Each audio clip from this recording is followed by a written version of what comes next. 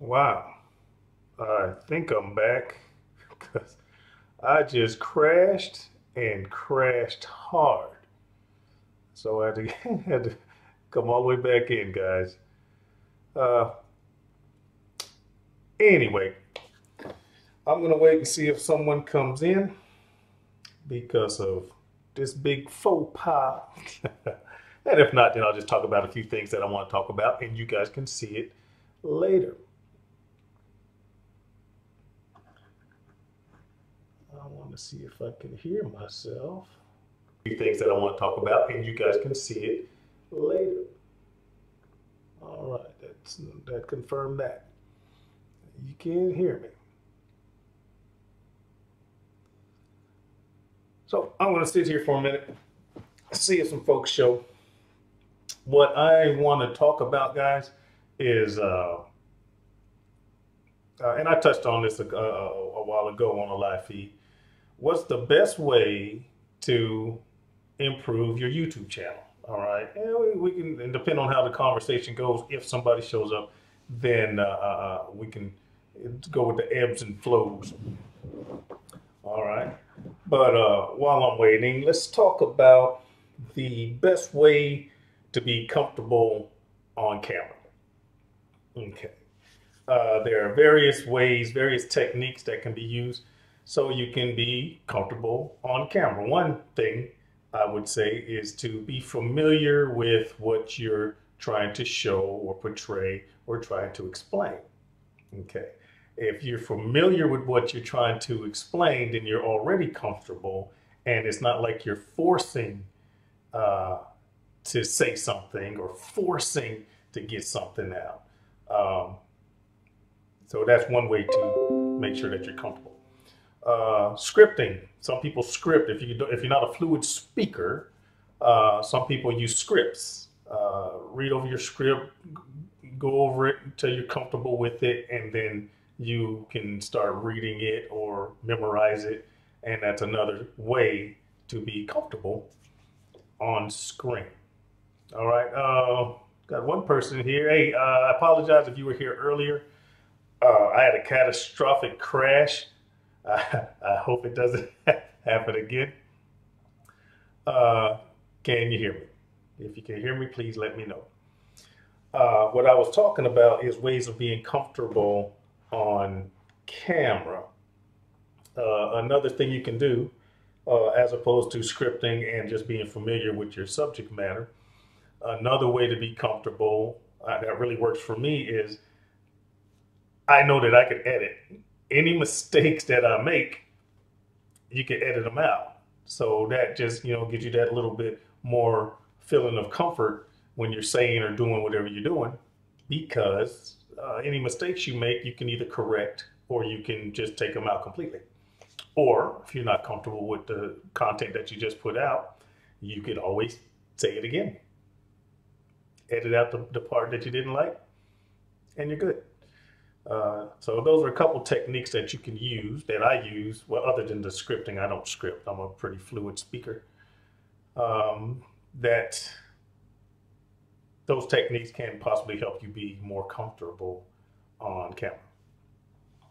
All right. We'll give a couple more minutes. I hope I'm not just talking to myself. Hope you can hear me.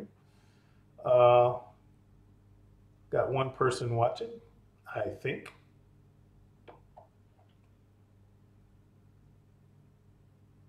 All right. Another thing I want to talk about as far as improving your channel, improving your uh, reachability, or improving your grasp, your chances of being seen or discovered or whatever, is talk to people. Be friendly. It's not all about post a link, post a link, post a link, post a link. There's a Facebook channel called Facebook Cooks. I got stuff chiming in here. Um, you got various Facebook pages. All right, if you're using Ugly Drum Smoker and you got ugly drum smoker videos, find some ugly drum smoker or some smoking um, forums and talk to people. You might learn something, might make a few friends, and then you can drop a subtle hint or drop a link if they allow it. Hey, since we're talking about smoking meat, I got a YouTube channel, blah, blah, blah, blah, blah, blah, blah. You might gain some subscribers that way. You may be surprised.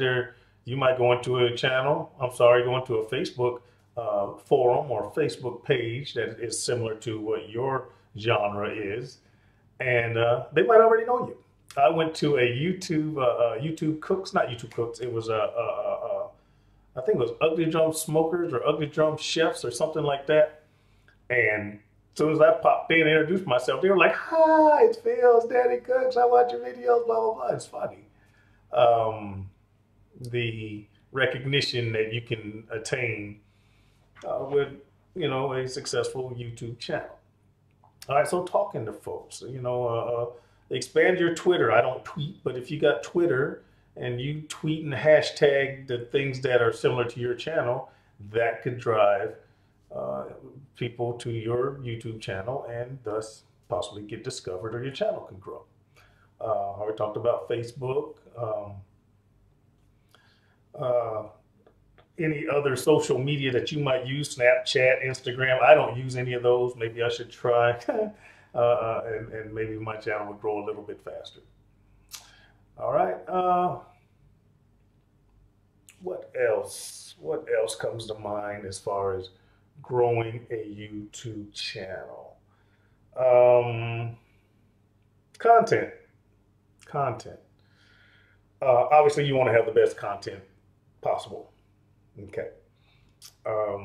Your content needs to be something that's engaging, something that grasps a person's interest. Now, what would grab their interest? Well, if you're a person that's funny, you have a funny personality, people like that, and they might possibly stay with your channel a little bit longer. If you're technical or educational, I think I had a little lag there. If you're technical or educational and you're providing them something as far as information, then people will stay with your channel.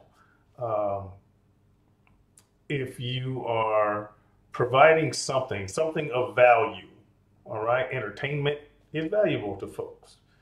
Information is valuable to folks. If you have a product or products that you provide them, that could possibly bring value to folks. Yeah. Okay. Speaking of, while we're talking about interaction, let's talk about haters. If you got good stuff, no one's going to agree with everything that you do. All right. You're always going to have somebody that's going to hate on you. Okay. This is one takeaway I want you to have.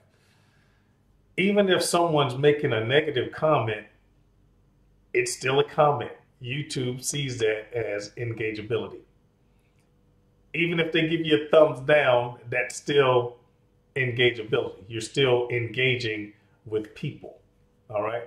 If a hater watched enough of your video to make a comment, that's watch time, and they've also engaged you. It's a plus. All right. So don't get upset when you have haters, especially if they want to keep typing and keep typing.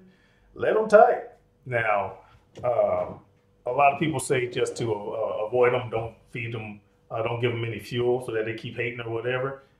Cool. A lot of times I ignore the haters that I do have, and sometimes I'll go back and forth because it's engagement. But I'll drive the conversation the way that I want it to go. All right, how much time have I been on here? I have been on here live 9 minutes. Okay. I'm gonna let this go for another 5. I'll take it to 15 minutes if I remain solo. And had to be that. We'll try this live feed another day. Maybe the word will get out. Maybe this information will be valuable. There is a capability on in your chat, not chat, in your comments. If you have someone that's reoccurring with negative information or hate or trolling and things like that, you can always click. If you look on the right hand side of your screen, you have options. I forget what it's called exactly, but there's a way that you can hide this person's comments on your page, okay? And they won't even know it's hidden. So they can keep commenting all they want and no one's gonna see it. But it's still engagement, all right? Or you could always block the person if you want to block them from your channel altogether. All right, guys. Excuse me. I am still in parts unknown, obviously, and it is 20:48. That means it's 12 minutes to 9 p.m. where I am. So yeah, there's a pretty sizable time difference. All right, guys. Well, the thing I really wanted to talk about is the way the algorithm ranks your videos. All right. And I think I did say this in the last one, but it's very, very, very valuable and very important. That's why I keep talking about it over and over and over. All right. You want to make sure that you are using your keyword, your title, and your description to the best of its ability. All right. To the best of, your ability. Okay, guys. It's all about relevancy. You want your title to be whatever it is. Make sure it's engaging in a specific title. And then from that title, what I do is I make sure I use the entire title inside of my description. From my title and my description, then I want the keywords that relate to the two previous things. All right. So if you're doing ham and eggs, you want your description to be, hey, in this video, I'm going to show a recipe on how you can make the best ham and eggs. Okay. Now, what are people going to search? Don't say nothing, you computer. What are you going to search? What just happened? All right, hold on, guys. I got some weirdness going on. Where's my mouse? Where's my cursor? There you are. All right, I'm back. Shit, I lost my thought. Oh no, keywords. All right, ham and eggs. What would people, if you were trying to find a video on ham and eggs, what would you type to search for it? Okay, those are the things you want for your keywords. Obviously, you'll use ham and eggs, then use ham. Use eggs, use how do you make ham and eggs recipe, recipe with ham, recipe with eggs, things like that. The best ham and eggs recipe. Use your title name, Daddy Cooks ham and eggs. What's the, how would Daddy Cooks do ham and eggs? Things like that. You want to think about search terms. And that's what you want to use in order to get your video to be seen. Now, along with that, you want to make sure you have, the algorithm's going to look at engagement. So you have a 10-minute video. They want to know how much of that video are people watching. Are they watching the whole 10 minutes? Are they clicking out after the first 30 seconds? That type of thing. If they're clicking out in the very, very early, now YouTube thinks that your video sucks. Okay. If they're watching the majority, over 50% of your video, YouTube's gonna say that must be a great video. So obviously they want to push that one forward. So back to the relevancy, if you search for it, title, description, keywords, people are watching the video for more than the first 30 seconds. You know, they're watching a pretty good amount of your video. YouTube's gonna say that's a good video, and it will possibly put it up into the recommended. All right, recommended videos. When you're looking at your video screen, your YouTube screen here, and on the right-hand side, they have a list of recommended videos. You want to be in that list of recommended videos. Okay, guys?